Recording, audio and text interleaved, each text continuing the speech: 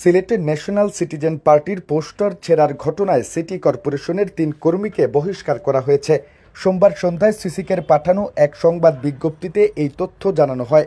সংবাদ বিজ্ঞপ্তিতে উল্লেখ করা হয়, আগামী ২৫ জুলাই ন্যাশনাল সিটিজেন পার্টি পদযাত্রা ও সমাবেশকে সামনে রেখে সিলেট নগরীর শাহী ঈদগাহ এলাকায় সাঁটানো একটি পোস্টার ছিঁড়ে ফেলার ঘটনায় সিলেট সিটি কর্পোরেশনের ২ জন শ্রমিক ও একজন সুপারভাইজারকে বহিষ্কার করা হয়েছে। বহিষ্কৃতরা হলেন সিলেট সিটি কর্পোরেশনের বর্জ্য ব্যবস্থাপনা শাখার শ্রমিক আক্তার ও মোশারফ এবং একই শাখার সুপারভাইজার শাহাবুদ্দিন আহমেদ রকি। এই ঘটনায় অধিকতর তদন্তে ৩ সদস্যের একটি কমিটি গঠন করা হয়েছে।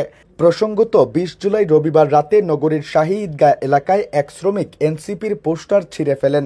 খবর পেয়ে রাতেই শ্রমিক আক্তার ও মোশারফ এবং সুপারভাইজার শাহাবুদ্দিন আহমেদ রকিকে বহিষ্কার করা হয়।